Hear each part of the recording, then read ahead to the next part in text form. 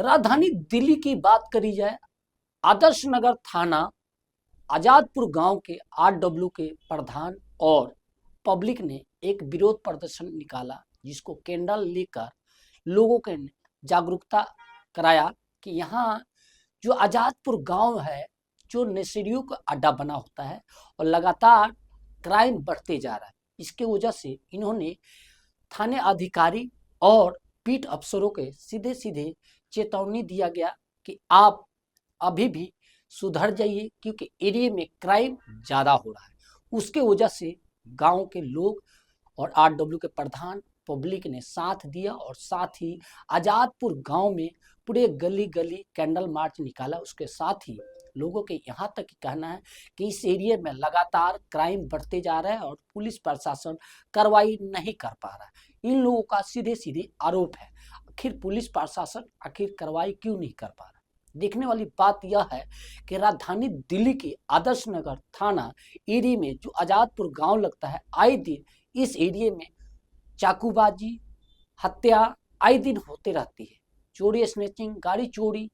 इस मामले को लेकर आरडब्ल्यू के प्रधान ने सब जगह लेटर लिखा। लेटर देने के बावजूद आज उन्होंने कैंडल मार्च निकालकर साफ तौर से उन्होंने चेतावनी दे दी कि अब पुलिस प्रशासन इस मामले को लेकर जल्द से जल्द कार्रवाई की जाए, नहीं तो अगला कदम बड़ा धरना प्रदर्शन हो सकता है।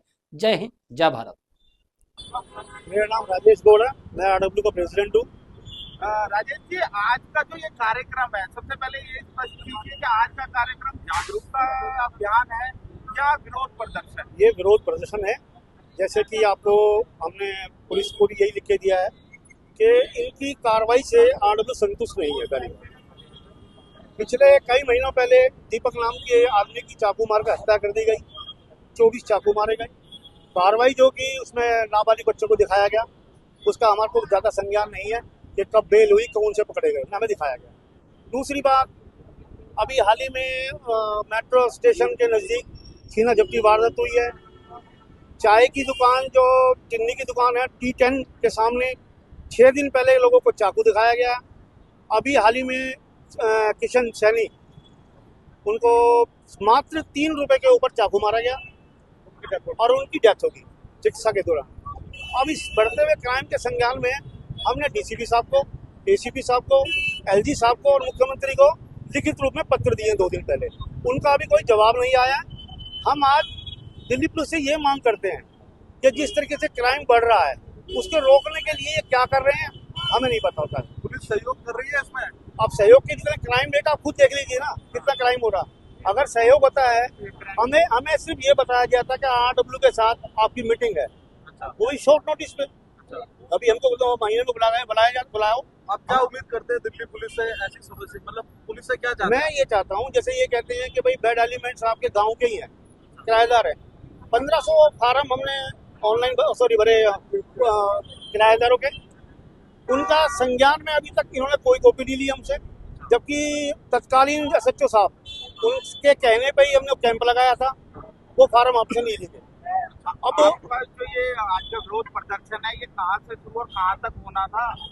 आज जो हमारा विरोध प्रदर्शन था, मदर डेयरी आजादपुर से लेके और थाने के मेन गेट तक था। यही सूचना हमने दी थी। अब प्रशासन हमें आगे जाने नहीं दे रहा है।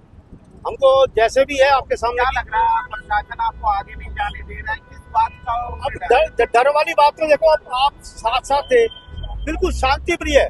हमने कैंडल मार्च किया है, वोटिंग भी नहीं करी, कोई नारेबाजी नहीं है, आप देख सकते हैं। अब पता नहीं प्रशासन को क्या डर है, हमें वहाँ क्यों नहीं खड़ा होने देना। दिल्ली के माननीय एलजी साहब को, सीएम रेखा गुप्ता को जी और दिल्ली पुलिस कमिश्नर को जो पत्र आपने लिखा है, उसमें क्या मांग रखी है? उसमें ये रखी है कि हमारी जो कानून व्यवस्था चरमराई हुई है।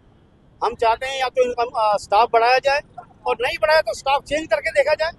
अगर भैया इनके पास कंट्रोल नहीं है तो किसी दूसरे को मौका दिया जाए। इस संदर्भ में 2-3 बारी पहले बात हुई हमारे एसीपी साहब से, एसीपी साहब से और SHO साहब से। हमारे गांव में मीटिंग भी हुई है, जन संवाद भी हुआ है, आश्वासन लेके गए थे। आज तक बैरिकेड के लिए लगा, एक भी बैरिकेड नहीं है।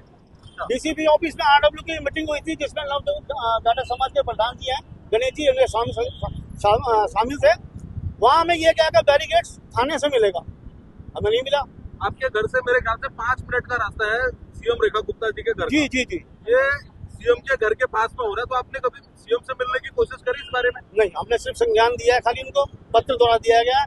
अगर हमारी कार्रवाई नहीं होती हमारी तो हम उनसे उनके पास ही जाएंगे, हमारा डेलीगेशन। क्या नाम है आपका? मेरा नाम गणेश कुमार है और मैं RWA में सचिव के पद पर हूँ।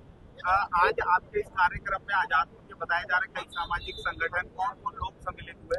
उसके अंदर मेन मार्केट के प्रधान है और श्याम प्रचार मंडल है, नवयुग जाट समाज कल्याण समिति है और जो भी आजादपुर में RWA और भी बनी है उनका भी समर्थन है हमारे साथ है। जितनी समितियां उनका समर्थन है हमारे साथ में।